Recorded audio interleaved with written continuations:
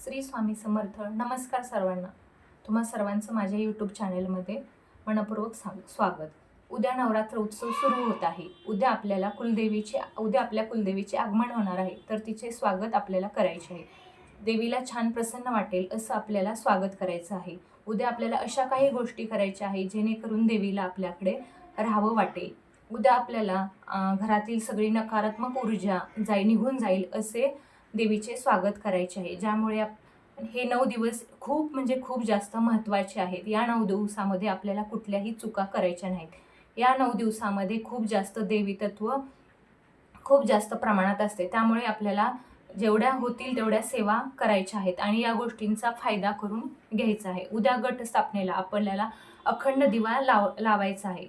अखंड दिवा लावून राहू काळात फक्त आपल्याला अखंड दिवा लावायचा नाही. घटस्थापना ही आपल्याला सकाळी लवकर करायची आहे. राहू काळ हा दुपारी आहे, त्यामुळे आपल्याला राहू काळात कुठलेही शुभ कार्य करायचे नाही. जरी आपण घटस्थापना करत नसलो तरीही आपल्याला अखंड दिवा लावायचा आहे. 9 दिवस अखंड दिवा लावला याने प्रकाश आपल्या आयुष्यामध्ये येत आहे. घटस्थापनेचा मुहूर्त हा कसा असणार आहे, तर 22 सप्टेंबर 6:09 घटस्थापना चालू होणार आहे. ते 8:06 आपण घटस्थापना करायची आहे. आणि याच्यामध्ये आणखी एक मुहूर्त असणार आहे. तो मुहूर्त आहे 11:49 पासून 12:38 मुहूर्त असणार आहे.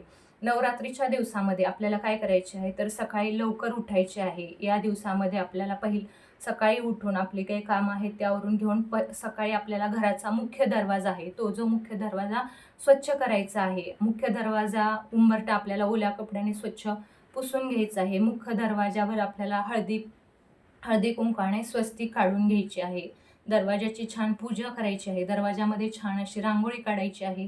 त्या मुख्य दरवाजामध्ये एक दिवा लावायचा आहे, जो आपण दिवा सकाळी आणि संध्याकाळी असं दोन्ही टाईम लावला तरी चालेल.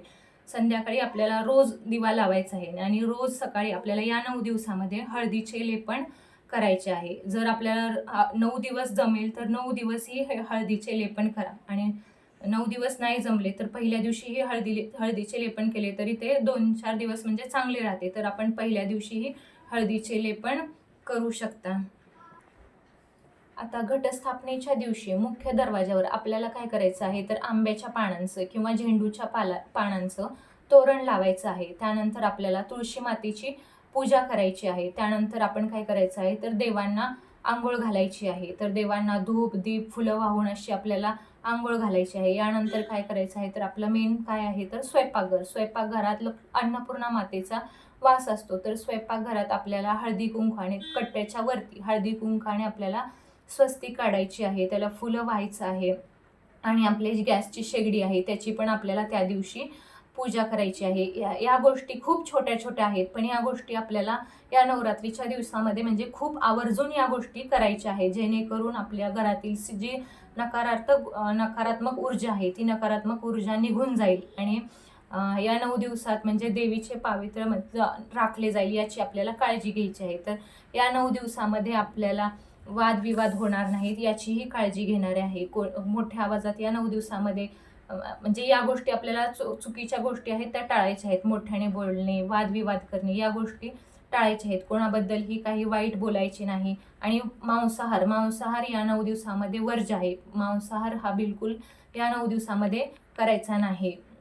तर ज्यांचा उपवास असेल त्यांनी उपवास करा. जमत नसेल तर उपवास नाही केला तरीही चालेल. शरीराला झेपत असेल तरच उपवास करा. पण आपण जी नवरात्रीमध्ये 9 दिवसामध्ये आपल्याला कुंकुमार्चन ही एक सेवा करायची आहे. आणि जर घट आपण स्थापन करत असलो तरी आपल्याला नवरात्रीमध्ये अखंड दिवा लावायचा आहे. आणि समजा जर तुम्ही घट घालत नसाल, तुमचे घट सासरी वगैरे घालत असतील, तर तुम्ही इथे अखंड दिवा लावायलाच पाहिजे. लावला तरी चालतो नाही, लावायलाच पाहिजे. आणि अखंड दिवा कसा लावायचा हा पण मी व्हिडिओ माझ्या यूट्यूब चॅनेलला टाकला आहे. तुम्हाला जर माहीत नसेल तर तो व्हिडिओ तुम्ही बघून घ्या. आणि हा माझा आता मी तुम्हाला या नवरात्रीच्या 9 दिवसामध्ये आपण काय करायला पाहिजे, देवीचे स्वागत कसे करायचे आहे याबद्दल मी तुम्हाला सर्व माहिती सांगितली आहे. माझा व्हिडिओ नक्की आवडला असेल तर लाईक करा, शेअर करा, सबस्क्राईब करायला विसरू नका. थँक्यू. श्री स्वामी समर्थ.